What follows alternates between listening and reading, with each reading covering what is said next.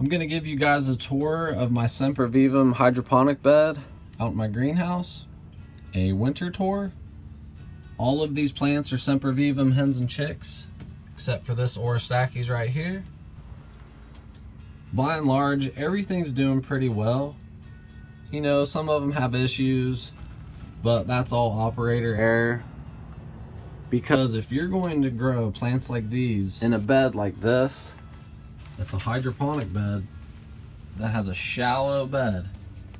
That's a very shallow bed, so there's not a lot of room for error there. You have to be on top of the watering.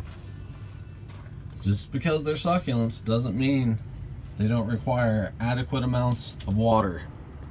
So during the summer, some of them got burned up because they didn't get watered in time, or they didn't get enough water. And that's why some of them are a little more crusty than usual.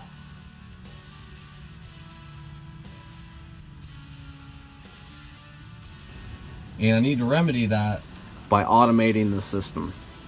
Because right now I just water it by hand from the top. So that's one of the lessons that I've learned. This has just been a big experiment, something I was curious about. And I like the results. And I'm having fun. And that's really all that matters.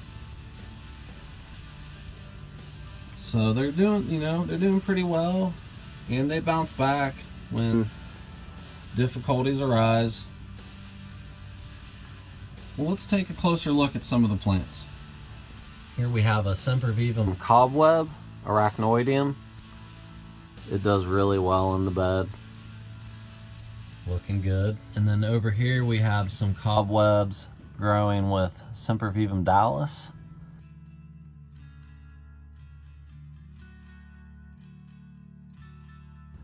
They seem to like each other's company. This little grouping right here is Hester. These will all be Sempervivum, so I won't always say Sempervivum before their name. This is a cool little variety right here, Amanda. Really pretty markings on her. And here's a little grouping of various varieties. Icicle right here. Looks like this one right here might flower in the spring.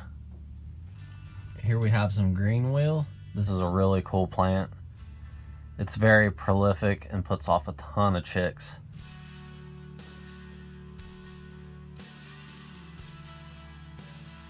Really neat.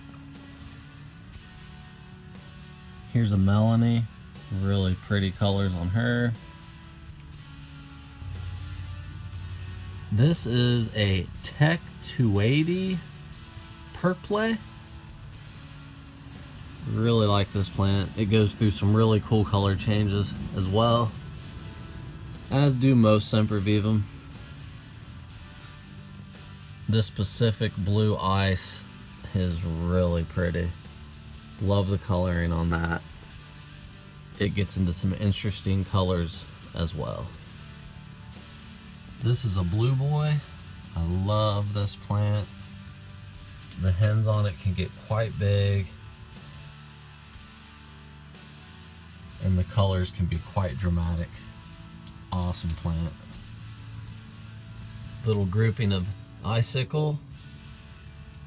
It's doing quite well. This plant gets really fuzzy.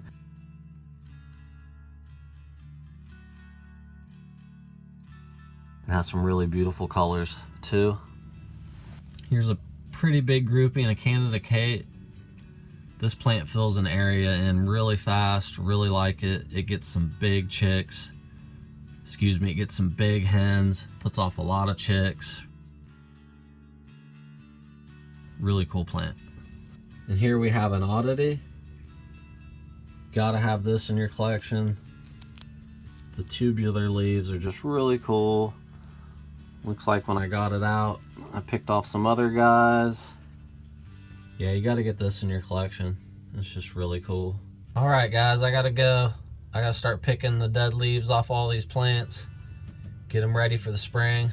I like to try to avoid picking them off in the spring as much as I can, because you never know where a baby chick might be. Plus, these are going to be getting watered a lot more, and then those leaves are going to get soggy, and it's just going to invite bugs and rot and all that fun stuff. If you like this video, feel free to give it a thumbs up, subscribe if you'd like. Thanks for watching, and have a wonderful day.